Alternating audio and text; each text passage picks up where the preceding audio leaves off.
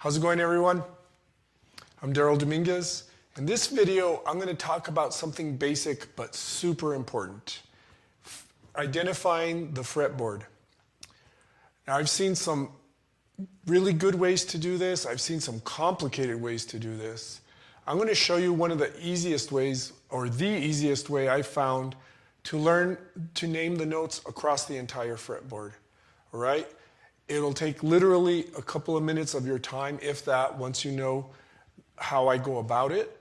And I think you'll find it very valuable in learning all the other theory stuff that I've been talking about in these videos. So don't forget to download the PDF I have included in the description.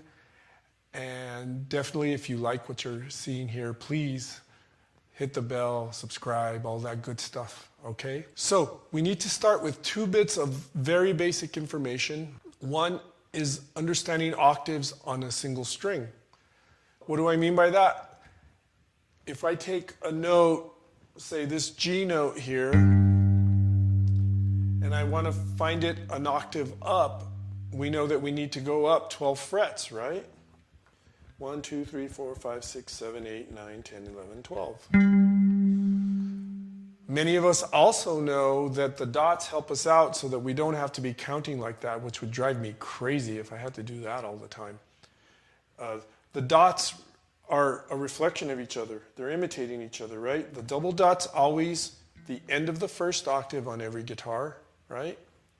So obviously some of this is a quick review for a lot of you. But I think you'll find this useful if you haven't actually spent time really trying to know the fretboard. So I had a G note there on the first dot, right? Third fret, yes. And if we add 12, we go to the 15th fret.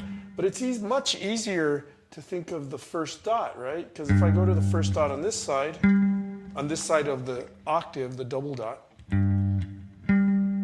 that's the next G note. I don't have to count anything, right? I just can see the dots. So like, even if I don't know what this note is, I do, it's a C, by the way.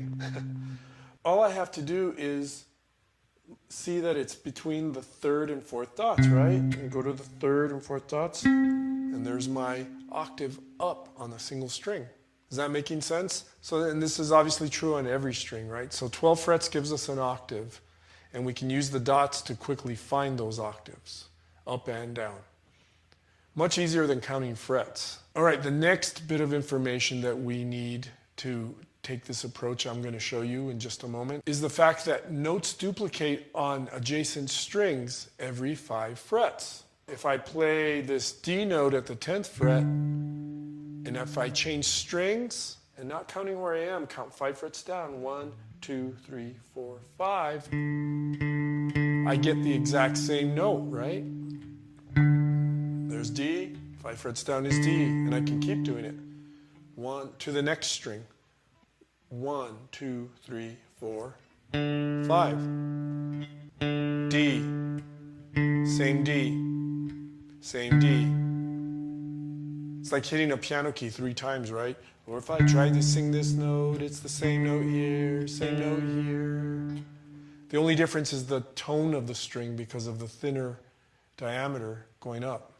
Again, I'm going to say this, it's pretty obvious for a lot of you, all this stuff, but if we use these bits of information, it's going to be really easy to learn the fretboard, okay? There is one exception.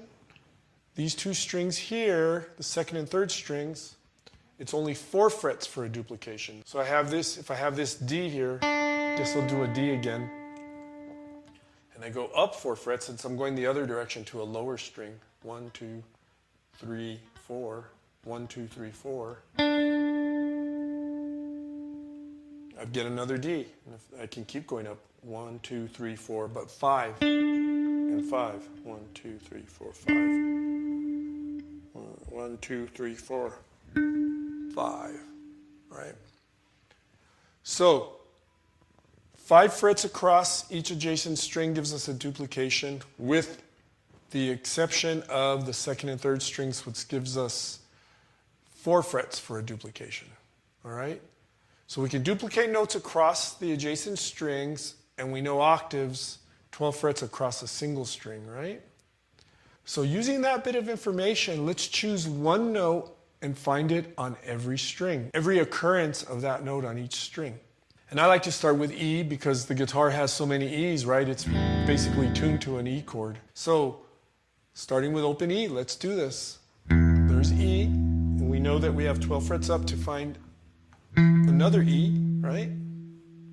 We're done on a 22 fret guitar with that string. So what do? Count 5 frets down. 1, 2, 3, 4, 5. And there's my first duplication on the next string. I'm on the third dot, so I go to the third dot on this side of the fretboard. There's my octave. Found every E on that string. Now I'm going to count 5 down on the next string. 1, 2, 3, 4, 5. And there's my next E. I'm on the 14th fret, but to me it's much easier to think I'm 1 behind the first dot, so I can quickly find the octave lower, 1 behind the first dot, E, on the D string right now. So I can't keep going in the higher direction from here, so I'm going to go back to where I was, okay? And I'm done with that string, found all the E's on that string. Now I'm going to the third string. What are we doing? -5. 1, 2, 3, 4, 5, which puts me on the 9th fret. But more importantly and easier to think, I'm on the 4th dot, right? 4th dot on the other side of the string gives me the octave. Easy enough. All right, we're going to the 2nd string now. Now that's an exception, right? We only go 4 frets, not 5. So, not counting where I am, 1, 2, 3, 4. Right? Now that puts me on the 17th fret, but man, if I had to keep thinking that way, I'd just give it all up. It's much easier to think I'm on the 2nd dot, right?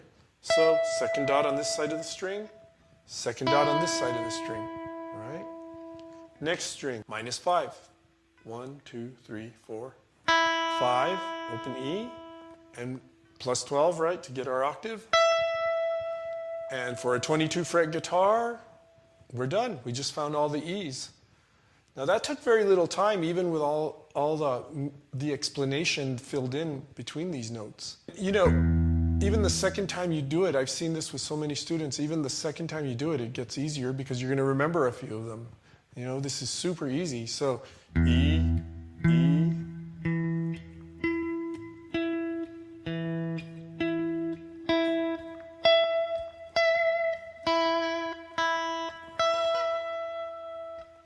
so you know you have them when you don't have to count the 5 frets, but that happens very quickly. It can take a minute of your time. An obvious question is, okay, great, that's cool, but what about all the other notes? There's still 11 other notes to find, right? Well, not quite, if you think about this, all right? If you know your musical alphabet, A to G, right, and all our sharps and flats, if we understand that, we can go to an E, like say this 12th fret E that I just finished with on the first string. And what's the fret above? F. And what's the fret below? E flat, or D sharp, right? And my point is, you're never going to have to do all this for the F or the E flat. Because if you really know where your E is, it doesn't take much thought to move your finger up 1 fret to find the Fs. Or 1 fret down to find the E flats.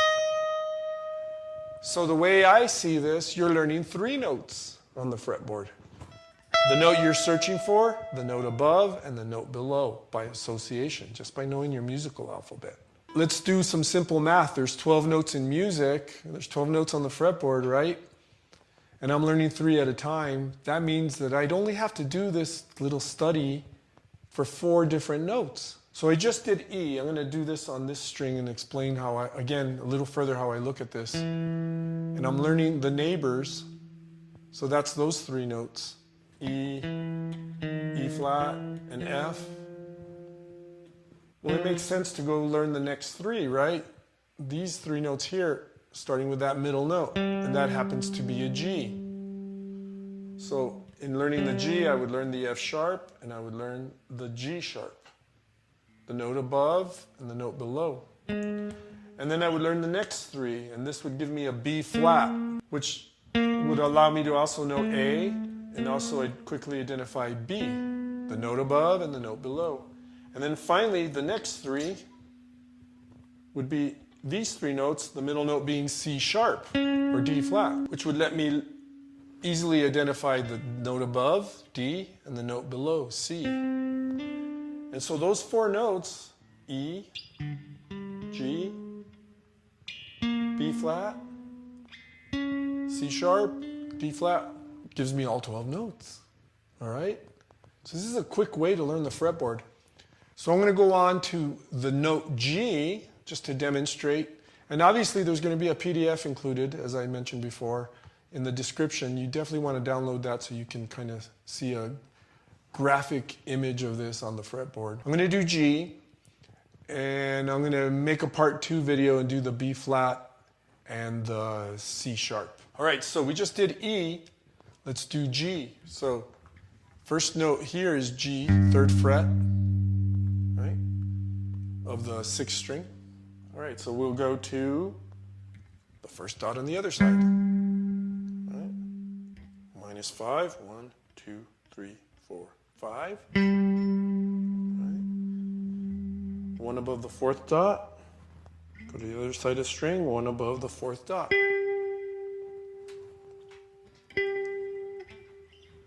All right, I'm done with that string. -5. 1, 2, 3, 4, 5. That puts me on the 2nd dot of this string. So on this side of the neck. So I'll go to the other side, 2nd dot. All right.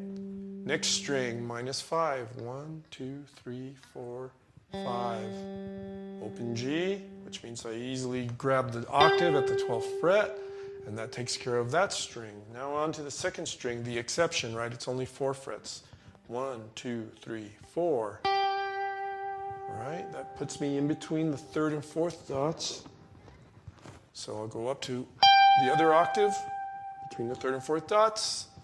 Done with the 2nd string. -5 on the next string. 1, 2, 3, 4, 5.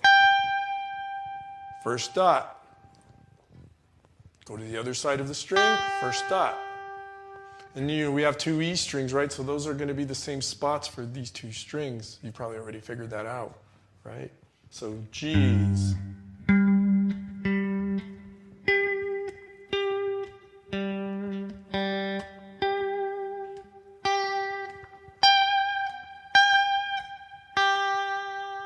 So there's the first 2 notes. I'll do a quick part 2 video and show you the next 2 notes, and that will complete the whole study of the fretboard. So thanks for listening with me. Be sure to check the next video out.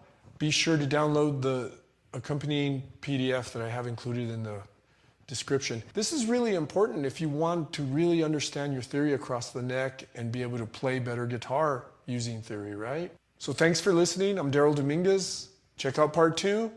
See you soon. Peace.